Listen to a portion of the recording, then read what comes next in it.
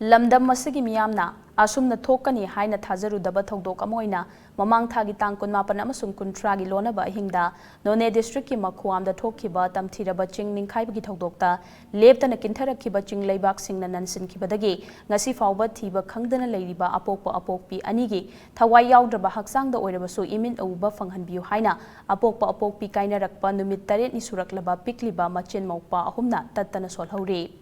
Macha kainabagi awa maisa khangliba chahi yamlaba kamla kuru sunglaba mapu mabel aninasu masu singi paukhum piba ngamdana awaba khanghauri hiramasida TOMTV ki pautamama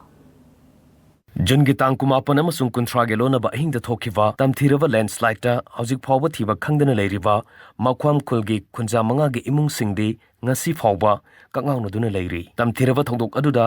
hojik phawba thiba khangdana leiriba langpuilan gondai mai masagi sahi kuntra taruk amadi sahi kuntra marirom surabi mahaki loinabi thusinliu gangmai makhoi anibu ngasisu sahi nauriba Macha Ahumna amukhana uba phanglaroidra haina nungsuk nungjana na leiri Makhwam part 5 tage langpuilan gondai mai amadi mahaki loinabi thusinliu gangmaina class 7 da tamliba masagi sahi tara mari suraba masanupa ama class 6 da tamlibi sahi taramdoi khakta ngairibi amadi class 2 da tamlibi sahi tara mathoi surabi yauna masanupi ani thanamle langpuilan gondai mai amadi thusinliu gangmai makhoi anina thodok thokpam oiriba railway station manakta haukiba matam kyadagi okloiduna imungi senthok leina bahonarkibani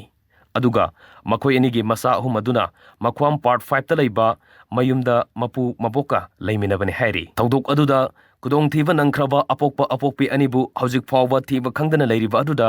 pikliba angang ahum asina mamitagi mapi sinthana sahi marifudra manga helaba mapubok maidinlung amasung sahi marifunipan helaba mabok kui value da imaga babaga thiba phanglaroidra haina tatana hanglei adubo mama mapagi masak ukhidaba numit 8 ni sujilaknabada sahi nauriba angang ahumna sahi yamlaba tungi punsi yamsilaktraba mapu mabokta imaga babaga amuk hana uba phanglaroidra haina tatana hanglaknabada ngasisu paukhumpi bangamdana adumak leiri tàu lao yang mai hết cái làm thầm này cái đâm tuần này thế anh quay quay lên con mắm mắm cả con anh này anh tàu quay một buổi nhân tơ phục tàu là có cái nào anh này con ti anh nuôi con có mà cái này cái phao có rau nên phục vụ là vô nên là quay lên ra cái này có miếng quay rồi này phục bằng khá là búa anh nằm mình áo quay qua đi quay rồi này phục bằng khá là anh quay được con bạn nhân tân anh ngắm trên mạng là lộn năng anh đi cả thôi mà cái hay thôi nó máu anh không quên để đoan là cái tàu quên đi du nè cái này thấu nó sẽ hao lên đúng du còn anh thế đâu cũng có bao giờ mà quên với đâu còn thế hay thuốc độc anh vẫn như thành mà mấy thuốc đó sẽ là bài thân mà thế ai không biết nữa là nó như thật mà nắm như tụt thôi mà ta đuổi nó giang liền đúng không gì ở đây cái trắng là sẽ mọc mấy vùng thôi mang quần đông quần bằng nắm như tụt bay cái mà là thất thần hai nó cũng thế nên người riết lâu nó thấy hay không tao lúc hằng dân ra cho nên là ba quét tại xã tôi thà là bố nhưng ngắm mặt hạt nó như sạch than mặt hạt đi đây thì ta bao bấm bằng cũng bấm như thế này nụ quay rồi là gắng đủ nó bấm than mà thôi hai anh quay tao quay đúng không cũng quay mà khăn đó nên là cũng ta làm đúng không cả cái này rồi nếu mình bấm bằng thôi con tao ai hay đó mà thấy mình quay rồi ta hàng gai hàng kia là cái thơ Đừng gì vậy? quay đi quay cái gai mà ông tìm bán không thấy người Amaromda thodok aduda hojik phawba thiba khangdana leiriba thusinliu gangmai gi apokpa marang sing part 2 dagi gaidinlung gangmai na phongdorakhibada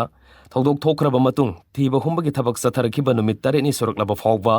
isanupi thusinliu gangmai amasung imaknupa lungpuilan gondai mai yauna khunja amata thiba phangdana leiriba asida imungi miyoisingna thengnariba awaba si kari haina phongdokadabano khangphang khangdrei Leikhidraba isanupi amasung imaknupa gi hakchang singi saruk khara khajikta oirabasu phangba ngamlabadi makhoi gi aroiba mathau mangam pangthoktuna imungi miyoi singi thawai waribasi khajikta oirabasu kokpa ngamgadra khanduna numit khudingi thodok thokpa masida laktuna mapugi thogjal nijari hojiksu Leikhidraba Pikliba angang ahum asiga loinena Leikhidraba sahi yamlaba ahal ani asi sapham thakpam khangdana onthokna wana kakngawna na leiri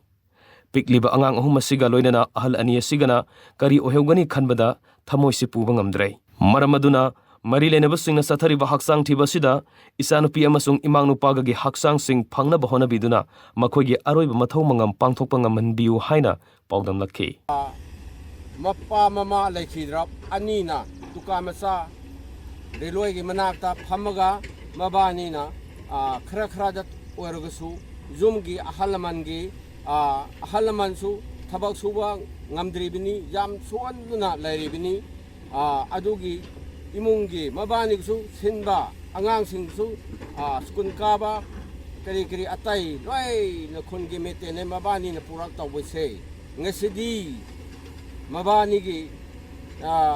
Leikhidraba na kanana jopi ga dawba kanana thaka dawba mabani se Leikhidraba gi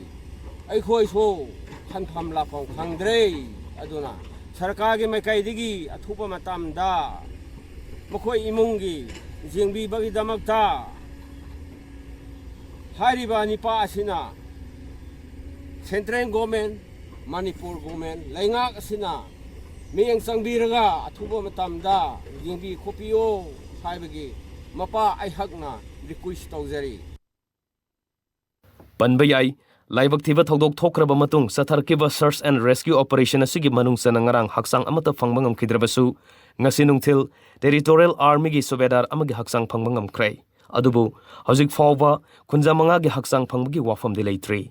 imung manung singi miyoi singna thiba khangdana leiriba makhoigi nungsijaraba miyoi sing phangkini haibagi asa da ngasi su sokthaba naidana ngairi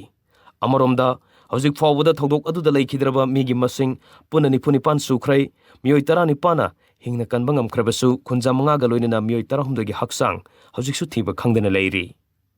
NDRF, SDRF, Army, Police, Assam Rifles, Fire Service, CRPF yauna mapamadugi volunteers singa loinana hojiksu akanba mongda phangdana leiriba hakchang sing thibagi thabak sathari